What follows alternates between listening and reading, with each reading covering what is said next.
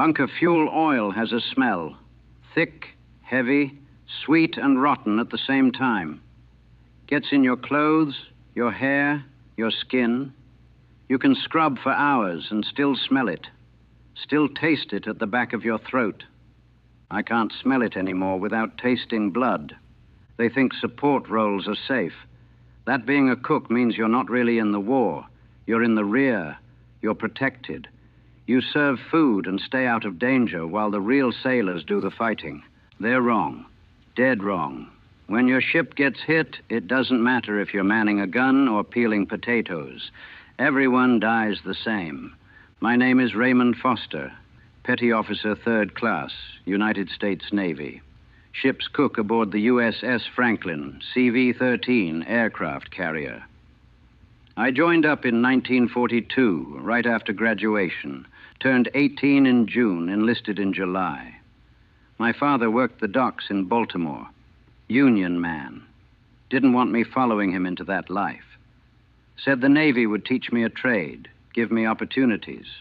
He was right. I learned to cook. Learned to feed 2,000 men 3 meals a day in a galley smaller than most people's kitchens. Learned to work in heat that made the deck plates too hot to touch. Learned to keep working when the ship rolled in heavy seas and everything not tied down became a missile.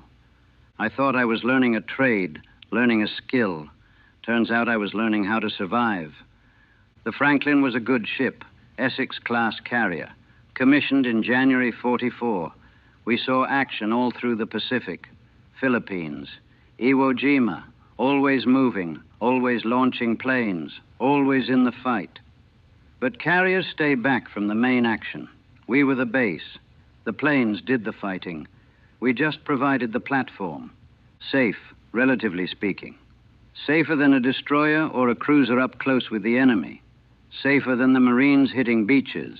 We got bombed a few times. Took some damage. Nothing serious. Nothing that made us think we could die. March 19th, 1945 changed that. Changed everything. Showed us that nowhere is safe. That support roles can become combat roles in seconds. That cooks can die just as easily as gunners. That day I learned what burning alive smells like. What it sounds like. What it feels like to choose between burning and drowning. What it means to survive when you shouldn't have. That day, I stopped being a cook and became something else. A survivor. A ghost. A man who can't smell fuel oil without remembering. March 19th started normal. We were off the coast of Japan, launching strikes, typical carrier operations. I'd been up since 0400 getting breakfast ready. 2,000 hungry sailors needed feeding before flight ops began. The galley was hot, always hot. Giant stoves, ovens, steam tables. In the Pacific heat, working below decks, it was easily over 100 degrees. You got used to it, learned to work through it. Drink water, keep moving, don't think about it. I was making scrambled eggs, industrial quantities. Cracking eggs into a giant mixing bowl, 30 at a time. Had to make enough for the breakfast shift, about 600 men. Then start on the next batch. Then lunch prep. Never stopped. Always cooking, always cleaning, always preparing for the next meal. My galley crew was good. Marcus Webb from New Orleans, 20 years old, always singing while he worked. Called himself the rhythm cook. Made the work easier, his singing. Gave us a beat to work to. Jimmy Chen from San Francisco, quiet kid, best prep cook I ever saw. Could dice an onion faster than anyone. And Rodriguez, never knew his first name, everyone just called him Rodriguez, from Texas. Big guy, strong as an ox, worked the heavy pots. We were a team, had a rhythm, knew each other's movements, could work in that cramped space without getting in each other's way. Made jokes, complained about the heat, talked about home, normal stuff, work stuff.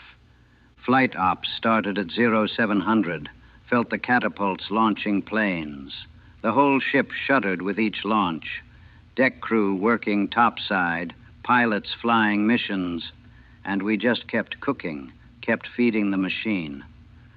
Around 7:05, I remember Marcus was singing.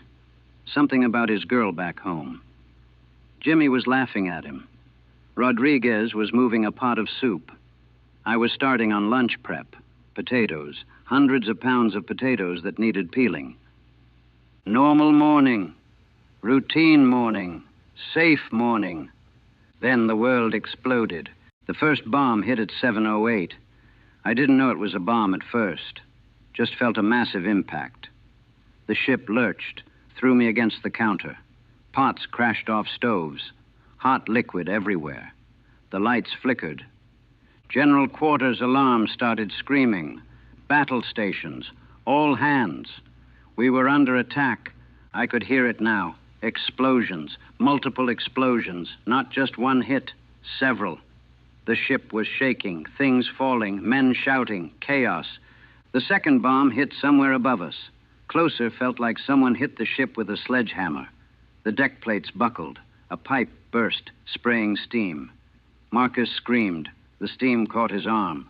Burned him bad. Then I smelled it. Fuel oil. Aviation fuel from the planes on deck.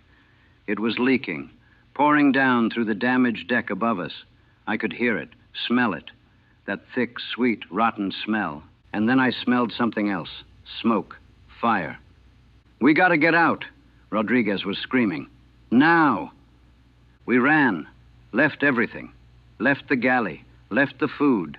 Left Marcus's singing and Jimmy's quiet competence and Rodriguez's strength. Left the only job we'd known on this ship. Became something else. Became men trying not to die. The passageway outside the galley was filling with smoke. Black, thick smoke that burned your lungs. Couldn't see, couldn't breathe. Men were running, pushing, shoving. Everyone trying to get topside, get to the flight deck, get away from the fires below. Another explosion. Massive. The whole ship shook. Threw us against the bulkhead. I felt heat. Intense heat. The fuel had ignited. The fires were spreading. Fast. Impossibly fast. Fuel oil fires don't just burn. They explode. They flash. They consume everything. And we had thousands of gallons of aviation fuel on board, in planes on deck, in storage, in fuel lines running through the ship. We were a floating bomb, and we were on fire. I couldn't find Marcus. Lost him in the smoke. Couldn't find Jimmy either. Rodriguez was ahead of me, pulling me along. "Move! Move! Move!" We hit a ladder, started climbing, up toward the hangar deck, toward air, toward light, toward a chance. The hangar deck was hell, pure hell. Planes on fire, fuel burning everywhere. The heat was so intense it hurt to breathe. Men were on fire, running, screaming, burning alive. I saw a pilot, couldn't tell who. He was covered in flames, just covered. He ran past me and jumped over the side, into the ocean, anything to make it stop. Bombs were cooking off. The plane still had ordnance loaded. Bombs and rockets heating up, exploding. Shrapnel flying everywhere. Men getting cut down, getting blown apart, getting burned. I saw a chief I knew, Chief Brennan, good man, 2 kids back home. He was trapped under a burning plane, pinned, screaming for help. Men tried to reach him, couldn't. Too hot, too much fire. I watched him burn, watched him stop screaming, watched him stop moving. Rodriguez pulled me toward the side of the ship. "We jump. We have to jump." The ocean was 50 feet down. Men were already jumping, hitting the water, swimming away from the ship, away from the fires, away from the explosions. But the water was covered in fuel oil, burning fuel oil. The fire had spread to the ocean surface. Men were jumping into fire, jumping from one burning hell into another. I saw Jimmy Chen jump, saw him hit the burning water, saw him try to swim, saw the fire consume him, heard him scream, heard it cut off. Rodriguez looked at me, eyes wide, terrified. "We can't stay here. We'll burn." "We'll burn in the water too," I said. "Maybe we swim under, swim through, come up past the fire. Maybe. Maybe we'd make it. Maybe we'd drown. Maybe we'd burn anyway. Another explosion behind us. Closer, hotter. Made the choice for us. We jumped. The fall seemed to last forever. 50 feet. Enough time to think. This is how I die. This is how it ends. I hit the water hard. Drove deep. The impact knocked the air out of my lungs. I sank, disoriented. Couldn't tell which way was up. Couldn't see. Couldn't breathe. I kicked, swam desperate, lungs burning. Had to breathe, had to surface. But if I surfaced under the burning fuel, I'd burn. Had to find clear water. Had to guess right. I broke the surface, gasped. Air. Thank God. Air. But the smell, the fuel oil, thick in my nose, my mouth, my lungs. I was covered in it, swimming in it. The water was thick with it. It coated everything. Got in your eyes, blurred your vision. Got in your mouth, made you gag. And fire everywhere. Burning patches of ocean. The Franklin above, massive, burning from stem to stern. Explosions still going off. Metal raining down. Men in the water screaming, swimming, drowning, burning. I saw Rodriguez. He'd made it. Was swimming away from the ship. I followed. Kicked as hard as I could. Had to get away. Had to get clear before the ship exploded completely. Before she took everyone left with her. The water was cold. Pacific Ocean. Cold enough to kill you eventually, but right now the cold felt good. Felt real. Felt like maybe I wasn't burning. Wasn't dead yet. But the fuel, oil, the smell, the taste, choking on it, swimming through it, couldn't escape it. It was everywhere. Men were dying around me. I saw a sailor, don't know who. He was swimming and then he just stopped. Went under. Didn't come back up. Drowned. Couldn't swim anymore. Too tired, too injured, too broken. Another man near me was burned. Face black, hands black. He was crying, just floating there, crying. Help me, he kept saying. Please, help me. I couldn't help him, could barely help myself, could barely keep swimming. Swim, I told him. You gotta swim. Get away from the ship. He didn't swim, just floated, still crying. I left him. Had to keep moving. Destroyers were coming in, rescue ships. They were picking up survivors, pulling men from the water. I swam toward one, seemed like miles. Was probably 100 yards. Felt like miles. Rodriguez was still ahead of me, still swimming, still alive. I focused on him, on following him, on not dying. A rope ladder dropped from the destroyer. Men were climbing up, slow, awkward, exhausted. Rodriguez reached it, started climbing. I grabbed it, started pulling myself up. I'd never been so tired in my life. Every muscle screaming, lungs burning, covered in fuel oil, reeking of it, tasting it. But I climbed, hand over hand, up the ladder, up the side of the destroyer, up toward safety. Sailors on the destroyer pulled me aboard, laid me on the deck. I just lay there, breathing, shaking, covered in oil, alive. Rodriguez was next to me, also breathing, also shaking, also alive. Jimmy? I asked. He shook his head. Didn't make it. Saw him go down. Marcus, Jimmy, Chief Brennan. How many others? How many men I knew? How many faces I'd seen every day? I rolled over, vomited. Fuel oil and seawater and bile. Couldn't stop. My body rejecting everything. Rejecting the oil. Rejecting what I'd seen. Rejecting survival when so many had died. They took us to the sick bay. Checked us for injuries. Shock, burns. I wasn't burned. Miracle. Just covered in fuel oil and half-drowned and traumatized. Rodriguez had some burns on his hands. Minor. We were the lucky ones. 832 men died on the Franklin that day. 832, in less than an hour. Most of them trapped below decks when the fires started, trapped in spaces that became ovens, burned alive, suffocated, died screaming for help that couldn't reach them.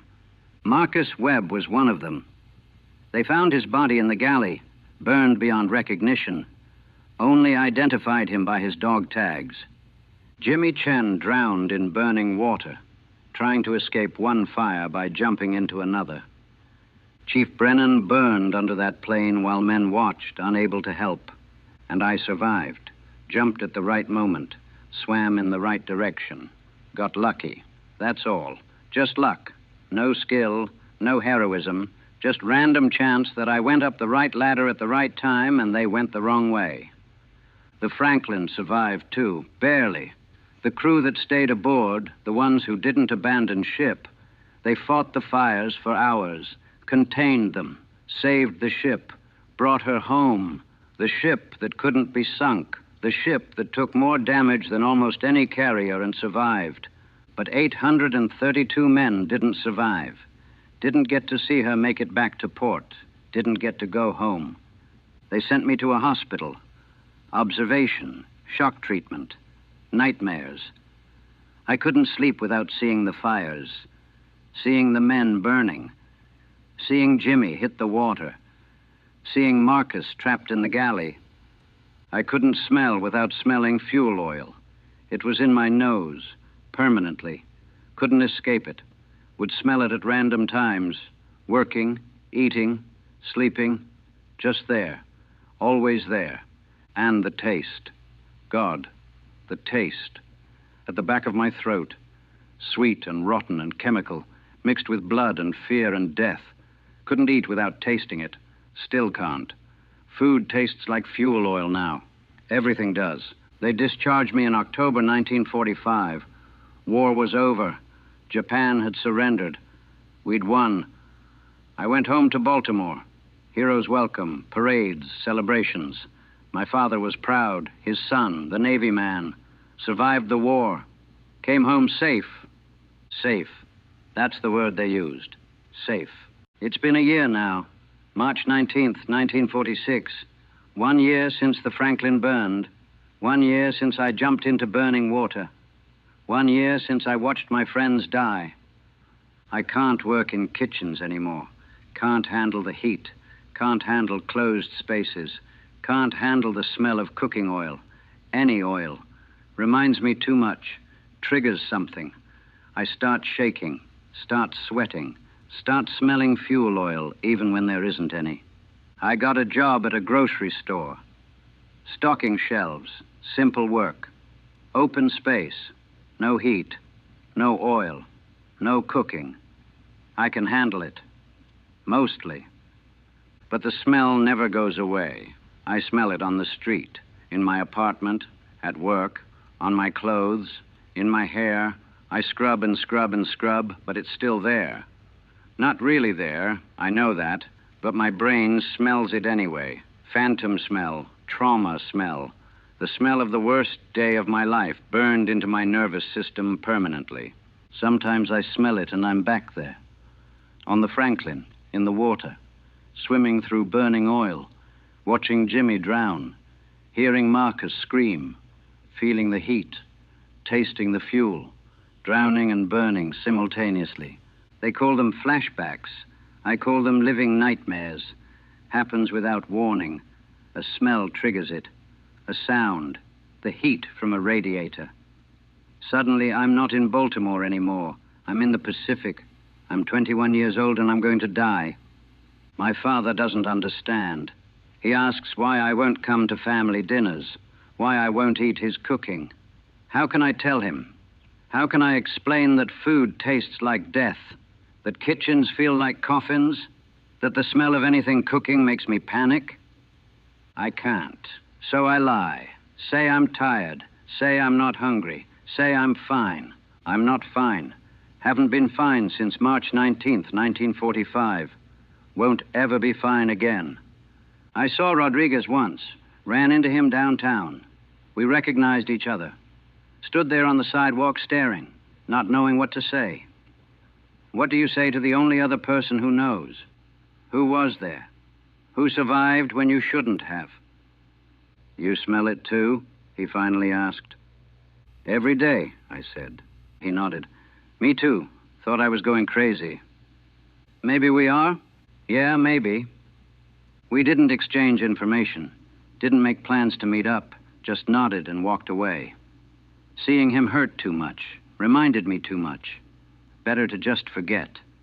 Except you can't forget, can never forget. I think about Marcus sometimes, about his singing, about how he made the galley bearable with his rhythm and his jokes and his New Orleans drawl, about how he died doing a job people thought was safe, about how his family probably got a letter saying he died serving his country with honor. They don't know he died screaming, burned alive in a kitchen below decks on a burning ship.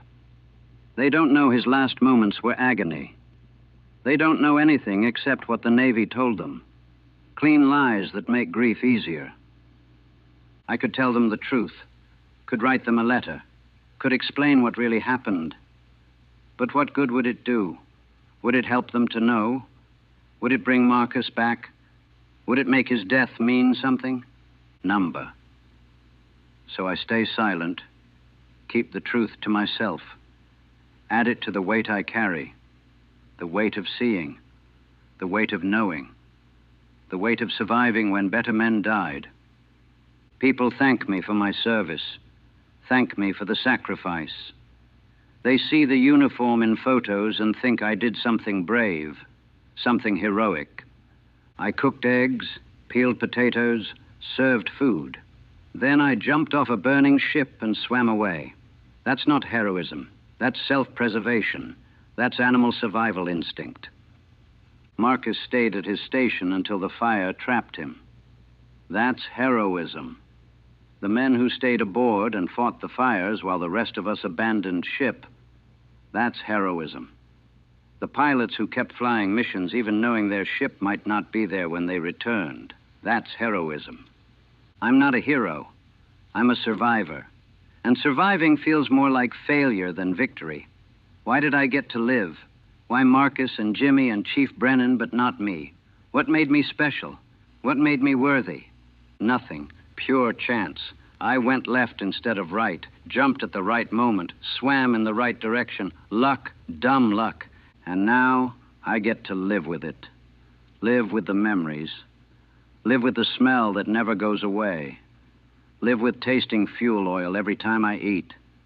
Live with seeing fires every time I close my eyes. Live with hearing Marcus sing songs that ended in screams. This is what survival looks like. This is what they don't tell you. They tell you about victory, about coming home, about parades and gratitude and moving on with your life. They don't tell you that you can't move on, that you're stuck on March 19th, 1945 forever, that you'll spend the rest of your life smelling fuel oil and tasting blood and watching your friends die over and over and over. They don't tell you that the war doesn't end just because the fighting stops, that you carry it with you, that it becomes part of you, that the smell of it never washes off no matter how hard you scrub. I was a Navy cook, support role, safe role. I thought I'd learn a trade and come home and have a normal life. Instead, I learned what burning alive smells like, what drowning tastes like, what dying sounds like, what surviving costs, and I'll never forget. Never escape. Never wash off the fuel oil that coats my memory like it coated that burning water. They say time heals, that it gets easier, that eventually you move on.